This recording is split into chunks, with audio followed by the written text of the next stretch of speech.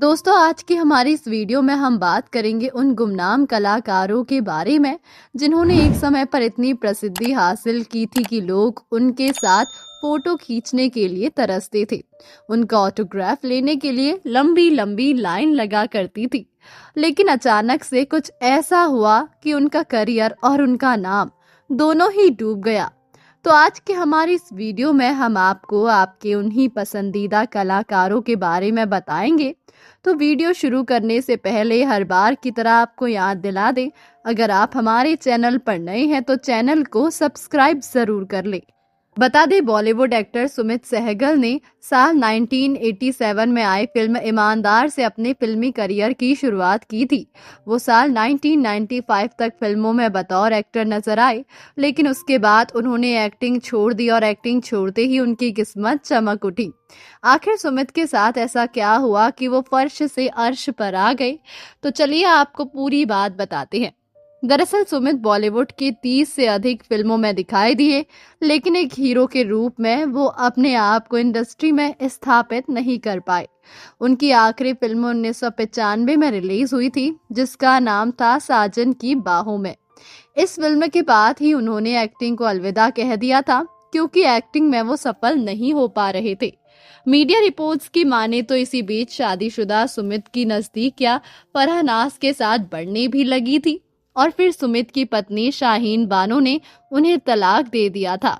शाहीन के तलाक देते ही सुमित और फरहान नाज की शादी हो गई। बता दें कि फरहान नाज की भी दूसरी शादी थी। इससे पहले उन्होंने विंदु दारा सिंह से शादी रचाई थी। अब एक्टिंग को अलविदा कह चुके सुमित की किस्मत पलटने वाली थी, क्योंकि एक्टिंग के बाद उन्होंने अपना हाथ प्रोडक्शन में आजमाया और हैरानी की बात है कि उनका पूरा किस्मत ही बदल गया। उन्होंने सुमित आर्ट नाम की एक कंपनी बनाई, जो दूसरी भाषाओं की फिल्म को हिंदी में डबिंग करने का काम करने लगी। सुमित की इस कंपनी उन्हें कुछ ही सालों में कामयाबी की बुलंदियों पर पहुंचा दिया और वो मालामाल हो गए। इस दौरान सुमित की कंपनी में इतना काम आ गया कि वो बॉलीवुड फिल्मों में पैसा लगाना शुरू कर दिए। इन दिनों सुमित अपनी दूसरी पत्नी फराह के साथ करोड़ों की कंपनी संभाल रही हैं। अब बात करते हैं दूसरे गुमनाम अभिनेता के बारे में। क्या आपको एक्टर पृथ्वी याद है? वही पृथ्वी जिन्होंने दिव्या भारती स्टारर फिल्म दिल का क्या कसूर से बॉलीवुड में डेब्यू किया था। इस फिल्म में पृथ्वी और दिव्या भारती की जोड़ी को बेहद पसंद किया गया था। फिल्म सुपरहिट रही थी और पृथ्वी रातों रात स्टार बन गए थे। साल 1992 में आई इस फिल्म के बाद पृथ्वी को ढेरों फिल्मों के ऑफर मिले। कई बड़े प्रोजेक्ट पृथ्वी के पास थे। बावजूद इसके पृथ्वी बॉलीवुड के बड़े एक्टर नहीं बन पाए। वो फिल्मों में छोटे मोटे किरदारों में ही सिमट कर रह गए और फिर फिल्मों से गायब हो गए। पृथ्वी की आखिरी फिल्म 2008 में आई थी और तब से वो कहां और किस हाल में है, किसी को कुछ नहीं पता था।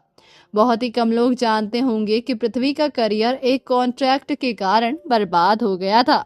इसका खुलासा एक्टर ने एक इंटरव्यू में किया था। पृथ्वी ने बताया कि फिल्म दिल का क्या कसूर हिट होने के बाद उन्होंने ऐसा स्टारडम देखा जिसकी कभी कल्पना भी नहीं की थी। उन्हें लगता था मानो वो कोई सपना देख रहे हैं। पृथ्वी के मुताबिक दिल का क्या कसूर के बाद मेकर्स ने उनकी और दिव्या भारती की जोड़ी को कई फिल्में ऑफर की। हर कोई उन दोनों को अपनी फिल्म में लेने को बेचैन था, लेकिन कॉन्ट्रैक्ट के कारण वो एक फिल्म भी साइन नहीं कर सके। कॉन्ट्रैक्ट ने पृथ्वी का करियर ही बर्बाद कर दिया। पृथ्वी के मुताबिक उनका फिल्मी करियर एक कॉन्ट्रैक्ट के कारण बर्बाद हो गया।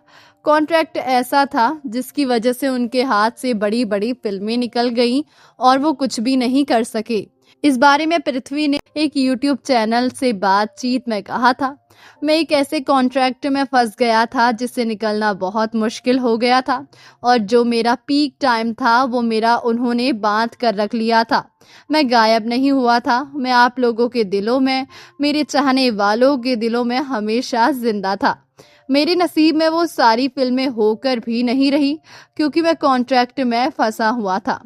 हालांकि पृथ्वी को इस बात की खुशी है कि कम वक्त के लिए ही सही, पर वो अमिताभ बच्चन और राजेश खन्ना की तरह स्टारडम का स्वाद तो चख सके।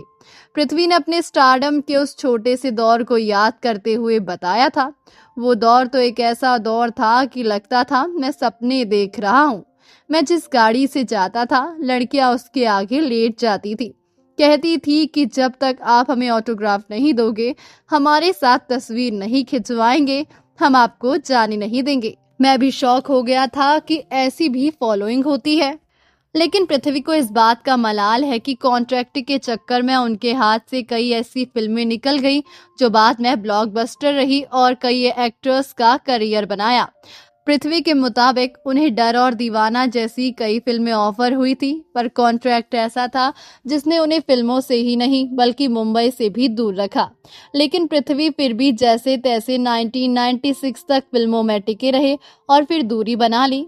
कुछ साल बाद उन्हें माँ तुझे सलाम, आज का अंधा कानून और खंजर द नाइफ जैसी फिल्में मिली, लेकिन इनमें उन्हें किसी का दोस्त तो किसी का कजन तो कभी इंस्पेक्टर के साइड रोल मिले। पृथ्वी आखिरी बार 2008 में फिल्म जिम्मी में नजर आए और फिर बॉलीवुड को अलविदा कह दिया। पृथ्वी अब वापसी करना चाहती हैं। पृथ्वी ने कहा था कि वो लोगों को एंटरटेन करना चाहते हैं, फिर चाहे वो एक्टर बनकर करे या फिर फिल्म मेकर। उनके पास कुछ कहानियां हैं और अगर मौका मिला तो वो जरूर फिल्म बनाना चाहेंगे। अब बात करते हैं एक और गुमनाम कलाकार के बारे में। इन्होंने भी खूब प्रसिद्धि हासिल की, लेकिन अचानक इन्हें भी गुमनामी ने घेर लिया। फिल्म बेखुदी से अपने फिल्मी करियर की शुरुआत करने वाले कमल सदाना को शायद आप भूल चुके होंगे, लेकिन आज हम कमल के बारे में ऐसे किस्से बताएंगे जिससे आपके जहन उनकी फिल्मों की यादें एक बार फिर ताजा हो जाएंगी। कमल की बेखुदी साल 1992 में आई थी। इस फिल्म में उनके साथ काजोल ने काम किया था। इन्हें अभिनय छोड़े जमाना बीत गया। हालांकि फिल्म रंग ने बॉक्स ऑफिस पर अच्छी कमाई की थी। इस फिल्म से कमल का करियर चमक उठा, लेकिन बाद की फिल्मों में उनका ग्राफ गिरता चला गया। इस वजह से कमल बतौर हीरो खुद को स्टैब्लिश नहीं कर पाए। कमल की पर्सनल लाइफ काफी दुख भरी रही। दरअसल कमल के 20वें जन्मदिन पर उनके पिता ब्रिज सदाना ने उनकी मां और बहन को गोली मार दी थी। कमल सदाना की मां सईदा खान और पिता ब्रिज सदाना के बीच अक्सर झगड़े होते रहते थे और कमल सदाना के बर्थडे पर भी ऐसा ही हुआ। शराब के नशे में गुस्से से भरे ब्रिज सदाना ने अपनी लाइसेंसी बंदूक से पहले अपनी वाइफ और फिर बेटी को गोली मारी।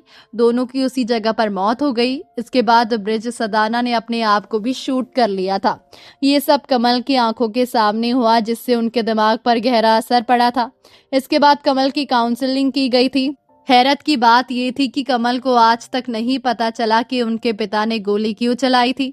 एक इंटरव्यू में कमल ने बताया था कि कभी सैफ अली खान से उनकी अच्छी दोस्ती हुआ करती थी। कमल ने बताया, सैफ के पिता मंसूर अली खान के निधन पर उन्होंने मुझे पगड़ी सेरेमनी के लिए बुलाया था, लेकिन उसने अपनी शादी में नहीं बुलाया था। कमल अभी भी सोहा अली खान के टच में है। कमल सदाना अब फिल्में डायरेक्टर करते हैं। उन्होंने फिल्म रोर का निर्देशन किया है। कमल का कहना है कि वो एक्टिंग छोड़कर खुश है। तो दोस्तों, अभी के लिए बस इतना ही। मिलते हैं अगले वीडियो में, तब तक आप अपना ध्यान रखिए। Bye bye.